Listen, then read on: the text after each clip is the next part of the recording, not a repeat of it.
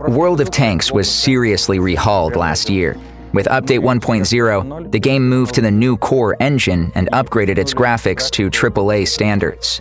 In Update 1.4, we're launching full support for multi-threading.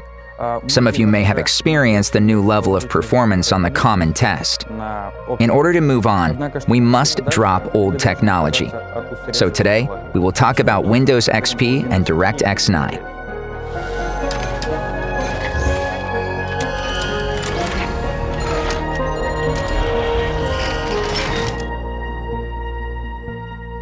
Windows XP launched in 2001, almost 18 years ago. The last service pack was released in 2008.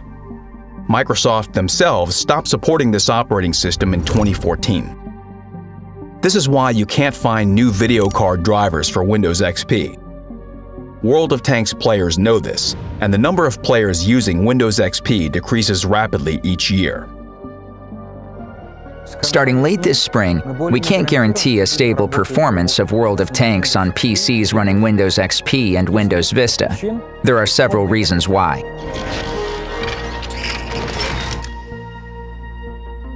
What does moving from Windows XP give to a player? First of all, better security. Many vulnerabilities were found in operating systems over the last couple of years. These vulnerabilities will be fixed in those operating systems that are currently actively supported. However, they will never be fixed in Windows XP. Secondly, you will have better client and battle loading speeds after updating your operating system. Some Windows XP restrictions didn't allow for fast data loading rates from hard drives. New OSs don't have such restrictions. And finally, what's most important, our game will be able to use your system's RAM more efficiently. Let's take a PC based on 32-bit Windows XP with 8 GB of RAM as an example. As is known, 32-bit operating systems can't address or see more than 4 GB of RAM. So, more than half of those 8 GB are simply not used by the system. But that's not all. Windows XP restricts RAM usage to 2 GB per process, which includes our game. Doesn't sound that bad. That's where the DirectX 9 legacy shows up. It uses part of the RAM allocated for the WOT process for storing video assets, such as textures and models. So, out of 2 GB, the game uses about 1.5. Let's take the same PC, but running Windows 7 32-bit. The system still uses only half of the available RAM. It also allocates no more than 2 GB to our game. However, Windows 7 supports DirectX 10 and consequently VRAM virtualization. This allows for allocating RAM for video assets in such a way so that the game could fully use its 2 GB. Now the third option, the one we recommend, a 64-bit operating system. The game has a lot more room to breathe. The system uses all of your RAM. 4 GB can easily be allocated for a 32-bit game client. And there is even more room for video assets. If we're talking about game performance, we shouldn't forget about DirectX. This technology first appeared back in 1995. It's changed a lot over the last 24 years. Starting from a simple function of outputting the picture processed by the CPU to the monitor, and ending with a full-scale integrated solution that allows to program modern graphics processing units. The difference between DirectX 9 and DirectX 10 is considerable.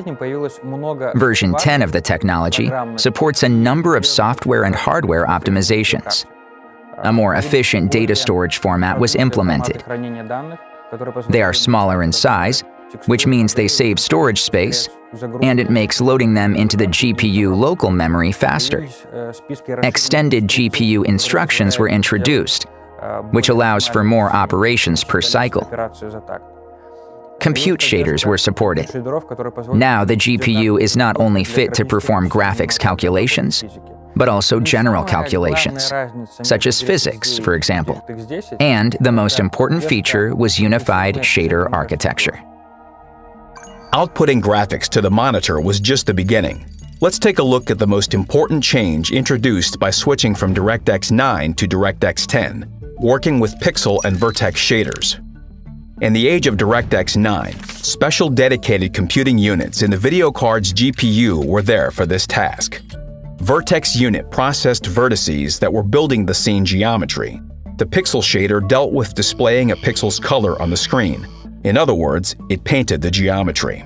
The GPU had a certain number of pixel and vertex units. Depending on what was happening in the 3D scene, the pixel and vertex units could be loaded unevenly. For example, when a landscape with many vertex calculations and little painting load is drawn, pixel units are basically idle and the vertex units are almost fully loaded.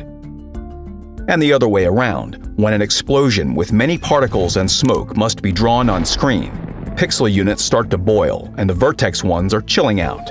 It leads to a part of functional units simply being idle. It's not efficient. Starting from video cards of the GeForce 8800 and Radeon HD 2000 series, as well as Intel GMA X3000 integrated graphics, that all had DirectX 10 support, a unified shader architecture was implemented. Since then, video card units can perform any type of shader task.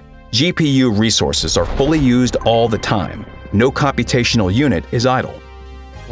It's important to note that many technologies are simply impossible with DirectX 9 and Windows XP.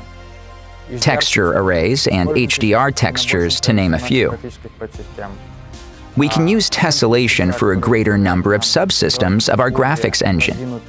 We can use compute shaders to create more advanced post-effects and optimize the existing ones. We can use more effective object clipping algorithms for rendering, which will benefit all our players. One of the great examples is an advanced particle system. Take snow, for example. Not only there's more of it now, but every snowflake behaves according to the laws of physics, meaning it reacts to wind and goes around obstacles.